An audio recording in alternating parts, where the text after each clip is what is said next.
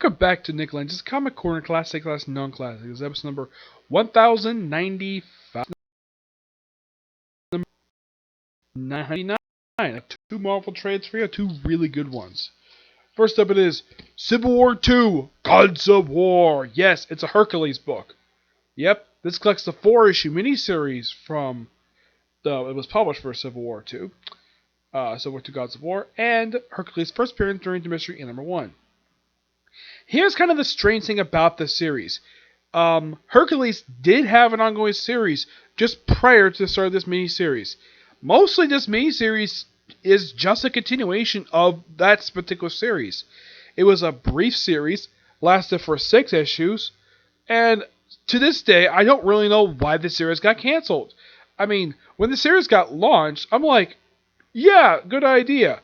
As far as I know, no one had a really big problem with the series at all. I mean, you had a great person, Dan Abnett, writing the book, a guy who's an expert writing cosmic characters.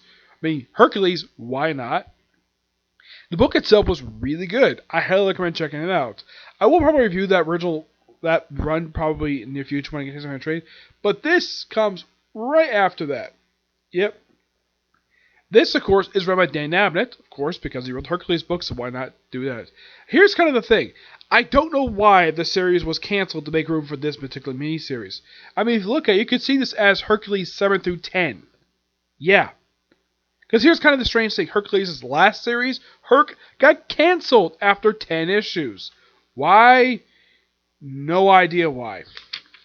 Yep. The artwork in here is done by Emilio Licio. The cover art is done by Jay Anstito and Romo Fredero Jr. Yep. Now, this, of course, is during Civil War II, where the heroes are fighting each other over a guy who can predict the future who is not entirely accurate. This, simply put, is what Hercules was up to during the whole thing. Yeah. The whole thing about this. Okay, so Hercules and, of course, Gilgamesh, who was a supporting character in this ongoing series, along with the Lane Lady, who it's implied Hercules has got a thing for her, was never thoroughly explored. He still has his apartment from the series that he actually had, which, strangely enough, after this miniseries concluded, his apartment was never seen in any comic book. And this comic came out 4 years ago. Yeah, 4 years ago this book came out. So Hercules, seeing the new gods, so he fights them, but apparently the regular superheroes don't see them. As far as I know, there was never an explanation in the series of why they couldn't see them. I mean, I get why Hercules could see them, because he's a demigod. But why couldn't the other heroes see them?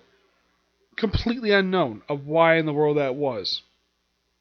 So Hercules, when they saw Hercules, instead of look like he was fighting, a bunch of new gods, it looks like he's basically fighting air. Yeah. And I think it's crazy. Oh yeah, and here's the thing. The series starts off exactly where the ongoing series left off, with Hercules at a bar, about to take a drink.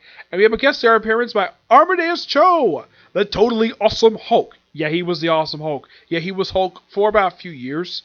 Yeah, from late 2015 up until, I think it was like 2018 is when he gave up. He basically got the power, but still had the power to transform into a green form. Yep, and basically the bartender's like, "Kid, get out of here! You're underage." And of course, when he transforms, and Hercules is like, "Give him a root beer." He's like, "Sure thing, Hulk. Please don't destroy my bar." Yep. And of course, it leads the whole thing with new gods, and because the heroes won't believe him, it's like, okay. Put together the Gods of War. So he brings in, now of course, Gilgamesh over there. He has Beowulf, Theseus, Stuttgart, and Lorelei.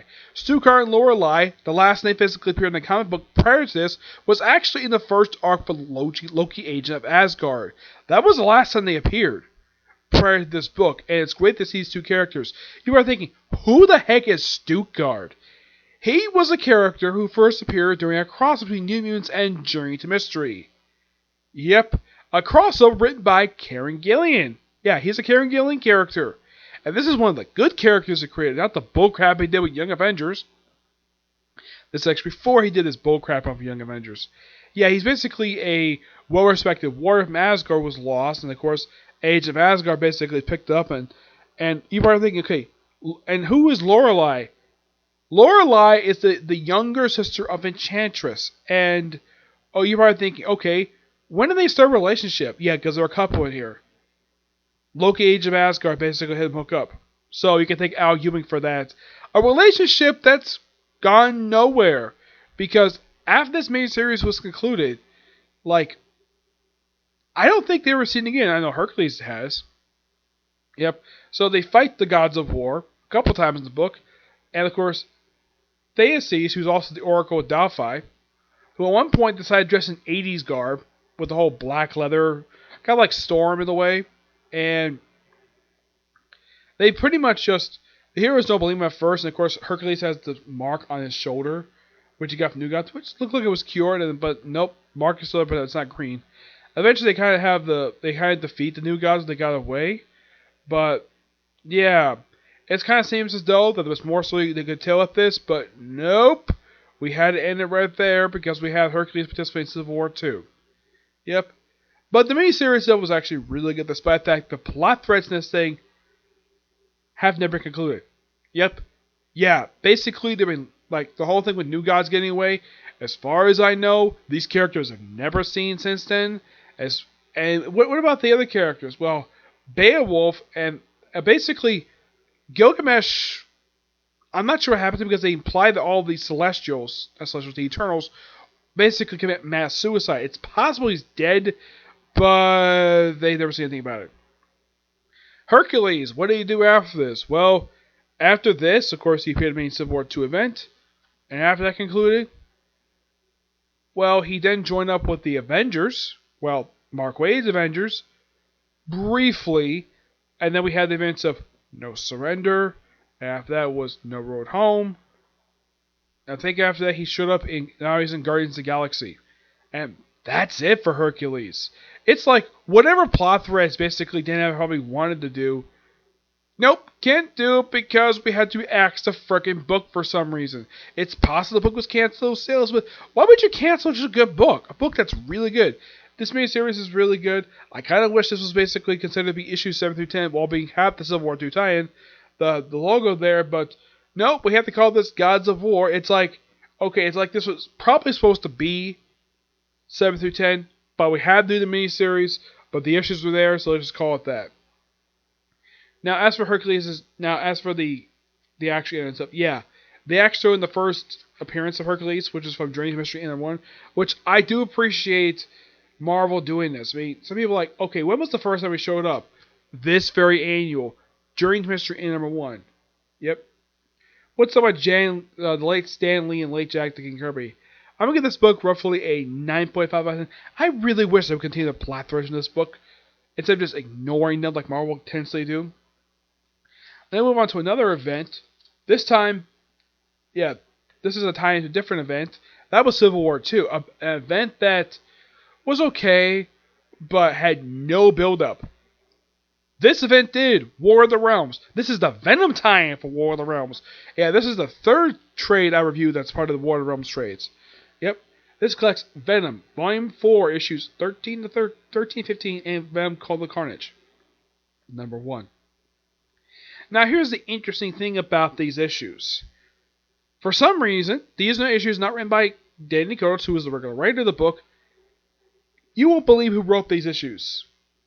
Colin Bunn. Yep. Returning to the Venom book for the first time since 2013. Yep, 2013. Now, why it took him so long to return to the book?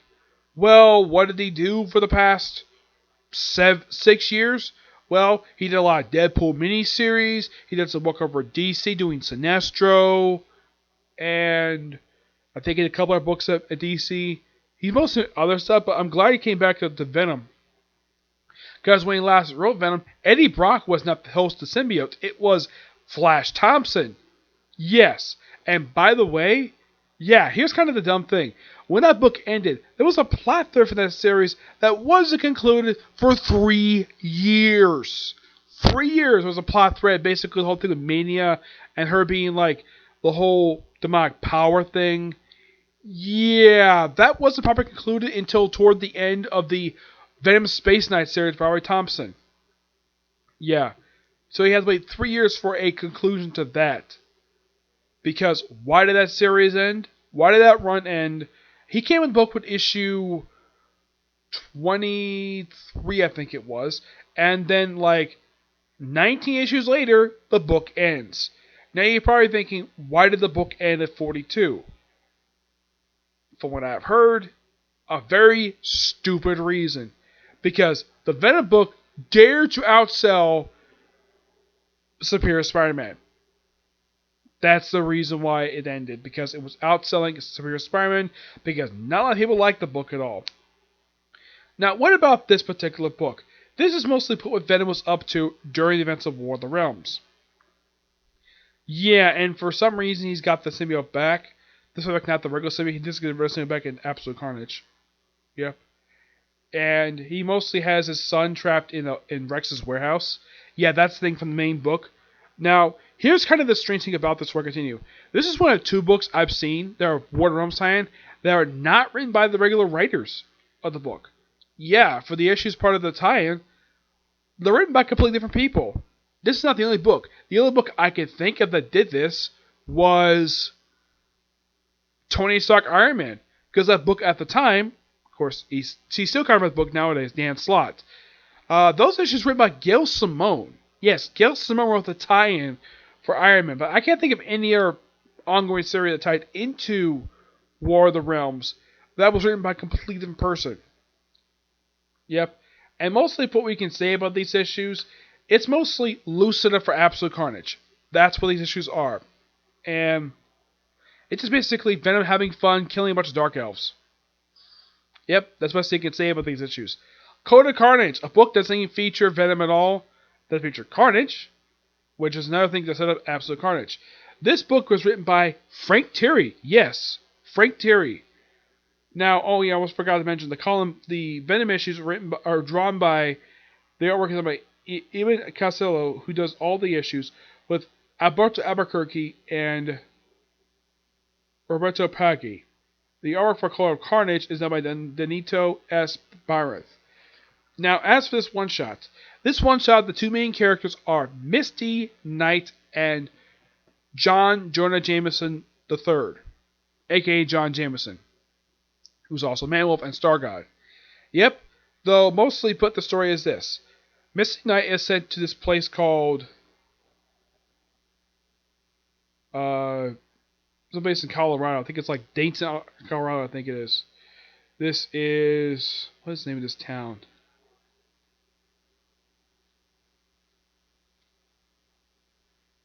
Doverton, yes. She's sent there to retrieve John Jameson, who's basically gone missing. And the reason why he was in the town because he was investigating an appearance by Carnage. Yes. Carnage apparently took it over this town. Yep. Oh yeah, he's here. And he starts out his own cult. Yeah, and one of the cult members, well actually he's taking command of this cult, is Shriek. Yep, Shriek. A woman who happens to be kind of in the way Carnage's girlfriend. A relationship that started back with Maximum Carnage that's never thoroughly been explored very much. I mean, the closest we got to it was her act like a housewife in the Carnage vs. Deadpool miniseries by Colin Bunn. Which, by the way, really good miniseries. Have a look and check it out. Yep, she is here, pops up for a few pages.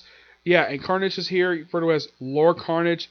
Of course, Carnage is kind of defeated here, but mostly it just stood for Absolute Carnage. That's the best you can say about that issue itself. But in the case of this particular trade overall, it's good. It's really good. But mostly we're just planting seeds for Absolute Carnage. Which is what Colin was told to do, plant seeds here, but not being outright set up for Absolute Carnage. The Web Carnage one basically definitely was. The Venom issues basically were just Venom having fun, basically dealing with an invading army. Which is kind of what Punisher was doing during his miniseries for War of the Realms. I'm going to give this book roughly a 9 out of 10. Really good book. And with that particular book, I reviewed all the trades released for the current run of Venom. On Danny Curtis. Though, yes, these issues are not written by Danny Curtis. But yeah, I reviewed all of them. Every single one. Yeah, I have all the trades collected so far for his run for the book. I even have Absolute Carnage. Yeah, but not much else to say about these two trades. Both are really good. Okay. So that's it for this particular review. I have one more review I'm going to do, and then I'm going to go back to a series I was watching. I'm going to review the second film for Any Watch Show. Okay. Tuesday next review. Bye.